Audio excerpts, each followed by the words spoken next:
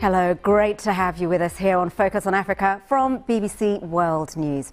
South Africa's President Cyril Ramaphosa is giving his State of the Nation address. He started around half an hour ago, and the speech gives his assessment of where the country's at and where he thinks it's going. It's his second since he came to power just over a year ago, promising a new dawn. But his leadership has been overshadowed by continuing allegations of corruption at the heart of government, and he's grappling with high unemployment and slow economic growth. Let's take a quick listen to a bit of what he said so far. A year ago, we set out on a path of growth and renewal, emerging from a period of uncertainty and a loss of confidence and trust. We resolved to break with all that divides us, to embrace all that unites us. We resolved to cure our country of the corrosive effects of corruption and to restore the integrity of our institutions. We resolved to advance the values of our Constitution and to once again place at the center of our national agenda the needs of the poor, the unemployed, the marginalized, and the dispossessed. Lebo Diseko is outside Parliament in Cape Town. Lebo, how different is what he said so far from what we've heard before?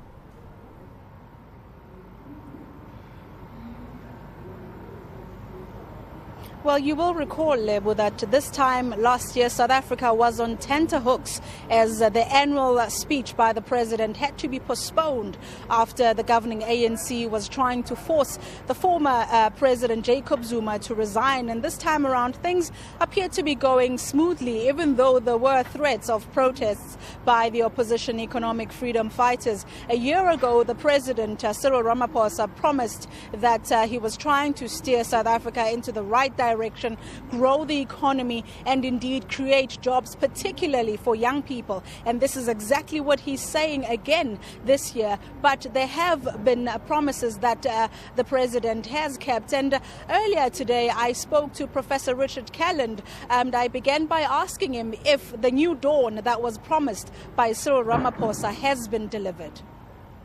So there was a new political dawn with the advent of his leadership, the ousting of Jacob Zuma, and a sense of a fresh start. But the economy hasn't yet caught up with that macro political change. The markets have been sceptical. There was the chilling effect of the land debate last year. That's settled down now, but the cloud of corruption from the Zuma years continues to cast quite a long shadow over the Ramaphosa era. Has he kept his promises? He's kept most of them. He held the summits he intended on investment, on jobs. He's built or has gone a long way towards building a new social compact, bringing in all the protagonists. He's taken seriously by all the main players in this economy, whether it be unionists or business or civil society. People recognize this is a sincere leader trying his best. What's changed? What do you think has changed in the last year since Mr. Ramaphosa took over, in comparison with his predecessor, Jacob Zuma? Firstly, he's taken seriously. He's taken seriously as a leader who's sincere in his endeavors. Secondly, he has made significant changes to cabinet. So you've got many of the right people in the right jobs. Pravin Gordhan, for example, is at Public Enterprises, leading the campaign to reform state-owned enterprises such as Eskom.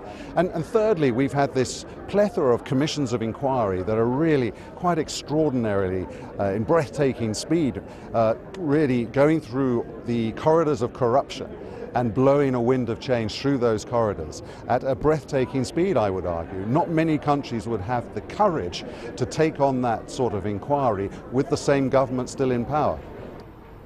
Nomsa, we heard Richard saying that the difference here is Cyril Ramaphosa is taken seriously by business at least. But what about his base, the ANC's base? Is this enough for them with elections coming around the corner?